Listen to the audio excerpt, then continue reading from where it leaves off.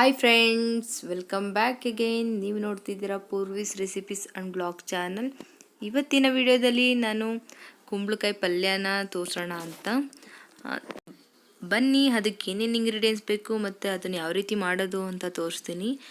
ಅದಕ್ಕೇನೇನು ಬೇಕು ಅಂತ ನೋಡ್ಕೊಂಡು ಬರೋಣ ಬನ್ನಿ.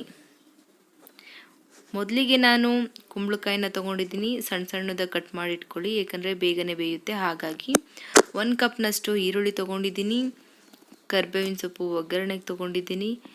ಹಸಿರು ಮೆಣಸಿನ್ಕಾಯಿನ ನಿಮಗೆ ಖಾರಕ್ಕೆ ಅನುಗುಣವಾಗಿ ತೊಗೊಳ್ಳಿ. ಮತ್ತು ಇಲ್ಲಿ ಕಡಲೆಬೇಳೆ ತೊಗೊಂಡಿದ್ದೀನಿ, 1-2 ಟೇಬಲ್ ಸ್ಪೂನಷ್ಟು. ಕೊತ್ತಂಬರಿ ಸೊಪ್ಪು ತೊಗೊಂಡಿದ್ದೀನಿ, 1 ಬೌಲ್ನಷ್ಟು. ತೆಂಗಿನಕಾಯಿ ತುರಿ ತೊಗೊಂಡಿದ್ದೀನಿ, 1 ಬೌಲ್ನಷ್ಟು. ತೆಂಗಿನಕಾಯಿನ ಈವನ್ ಎಳೆದು ಹಾಕ್ಕೊಂಡ್ರೆ ತುಂಬ ಚೆನ್ನಾಗಿರುತ್ತೆ. ಮತ್ತು ಒಗ್ಗರಣೆಗೆ ಸಾಸಿವೆ, ರುಚಿಗೆ ತಕ್ಕಷ್ಟು ಉಪ್ಪು ಮತ್ತು ಒಗ್ಗರಣೆಗೆ ಎಣ್ಣೆ. ಬನ್ನಿ, ಇದನ್ನು ಯಾವ ರೀತಿ ಮಾಡೋದು ಅಂತ ಹೇಳ್ಕೊಡ್ತೀನಿ. ಮೊದಲಿಗೆ ನಾನು ಒಂದು ಬಾಣಲಿ ಇಟ್ಕೊಂಡಿದ್ದೀನಿ. ಅದಕ್ಕೆ 3-4 ಟೇಬಲ್ ಸ್ಪೂನಷ್ಟು ಎಣ್ಣೆನ ಹಾಕ್ಕೊಳ್ಳಿ. ಎಣ್ಣೆ ಕಾದ ನಂತರ ಸಾಸಿವೆನ ಹಾಕ್ಕೊಳ್ಳಿ. ಸಾಸಿವೆ ಚಿಟಪಟ ಅಂದ ನಂತರ ಕಡಲೆಬೇಳೆನ ಸೇರಿಸ್ಕೊತಾ ಇದ್ದೀನಿ. ಕಡಲೆಬೇಳೆ ಸೇರಿಸ್ಕೊಂಡು ಸ್ವಲ್ಪ ಫ್ರೈ ಮಾಡ್ಕೊಳ್ಳಿ. ಕಡಲೆಬೇಳೆ ಹಾಕೊಳ್ಳೋದ್ರಿಂದ ತುಂಬಾ ಟೇಸ್ಟ್ ಚೆನ್ನಾಗಿರುತ್ತೆ ಅಂತಲೇ ಹೇಳ್ಬೋದು. ಮತ್ತು ಕರಿಬೇವನ್ನ ಸೇರಿಸ್ಕೊಳ್ಳಿ. ಕರಿಬೇವನ್ನ ಹಾಕ್ಕೊಂಡಿದ್ದ ನಂತರ ಸ್ವಲ್ಪ ಫ್ರೈ ಮಾಡ್ಕೊಳ್ಳಿ. ಫ್ರೈ ಮಾಡ್ಕೊಂಡಿದ್ದಾದಮೇಲೆ ಹಸಿರು ಮೆಣಸಿನ್ಕಾಯಿನ ಸೇರಿಸ್ಕೊಳ್ಳಿ. ಹಸಿರು ಮೆಣಸಿನ್ಕಾಯಿ ನಿಮಗೆ ಖಾರಕ್ಕೆ ಎಷ್ಟು ಬೇಕೋ ಅಷ್ಟು ನೋಡಿಕೊಂಡು ಹಾಕ್ಕೊಳ್ಳಿ. ಹಸಿಮೆಣಸಿನ್ಕಾಯಿ ಸ್ವಲ್ಪ ಫ್ರೈ ಆದಮೇಲೆ ನಾವು ಈರುಳ್ಳಿನ ಸೇರಿಸ್ಕೊತಾ ಇದ್ದೀನಿ. ಈವನ್ ಈರುಳ್ಳಿನ ನೀವು ತುಂಬ ಜಾಸ್ತಿನೇ ಸುಧಾ ಹಾಕೋಬೋದು, ಯಾಕಂದರೆ ತುಂಬಾ ಟೇಸ್ಟ್ ಚೆನ್ನಾಗಿರುತ್ತೆ. ಒಂಥರ ಈರುಳ್ಳಿ ಹಾಕೋದ್ರಿಂದ ತುಂಬ ಡಿಫ್ರೆಂಟ್ ಆಗಿರುತ್ತೆ ಅಂತಲೇ ಹೇಳ್ಬೋದು. ನೋಡಿ, ಈರುಳ್ಳಿ ಎಲ್ಲ ಬಿಟ್ಕೊಂಡಿದೆ. ನೋಡಿ, ಈ ರೀತಿ ಫ್ರೈ ಆದರೆ ಸಾಕು.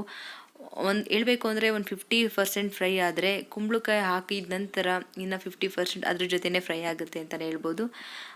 ಆದಮೇಲೆ ನಾನು ಕುಂಬಳಕಾಯಿನ ಸೇರಿಸ್ಕೊತಾ ಇದ್ದೀನಿ. ಕುಂಬಳಕಾಯಿ ಸೇರಿಸಿದ ನಂತರ ರುಚಿಗೆ ತಕ್ಕಷ್ಟು ಉಪ್ಪನ್ನ ಸೇರಿಸ್ಕೊಳ್ಳಿ. ಇವಾಗಲೇ ಕುಂಬಳಕಾಯಿ ನೀವು ತೊಳೆದ್ರೆ ಸ್ವಲ್ಪ ಸೋರ್ಲು ಹಾಕ್ಕೊಳ್ಳಿ, ಯಾಕಂದರೆ ನೀರು ಬಿಟ್ಕೊಂಡ್ಬಿಡುತ್ತೆ. ಹಾಗಾಗಿ ಆಗ ಪಲ್ಯ ಚೆನ್ನಾಗಿರೋದಿಲ್ಲ. ಹಾಗಾಗಿ ನೋಡಿ, ಸ್ವಲ್ಪ ಫ್ರೈನ ಮಾಡ್ಕೊಳ್ಳಿ. ಅದೇ ರೀತಿಯಾಗಿ ಫ್ರೈ ಮಾಡಿಕೊಂಡು ನೀವು ಒಂದು ಪ್ಲೇಟ್ನ ಮುಚ್ಚಿ 10-15 ನಿಮಿಷ ಕುಕ್ ಮಾಡ್ಕೊಳ್ಳಿ.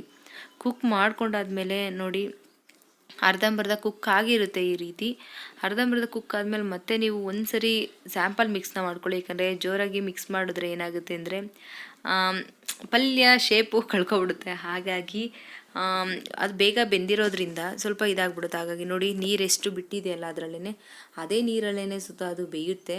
ಬಟ್ ನೀರು ನೀವು ಎಕ್ಸ್ಟ್ರಾ ಏನು ಹಾಕೋಂಗಿಲ್ಲ, ಯಾಕಂದರೆ ಕುಂಬಳಕಾಯಿ ಪಲ್ಯ ನೀರಿದ್ದರೆ ಚೆನ್ನಾಗಿರೋದಿಲ್ಲ. ಅದಾದಾಗ ಅದೇ ನೀರು ಬಿಟ್ಕೊಳ್ಳುತ್ತೆ ಉಪ್ಪು ಹಾಕಿರೋದ್ರಿಂದ.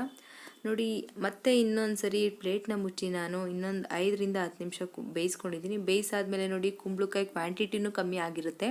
ಕಮ್ಮಿ ಆದಮೇಲೆ ನಾವು ಬೆಂದಿದೆ ನೋಡ್ಕೋಬೋದು.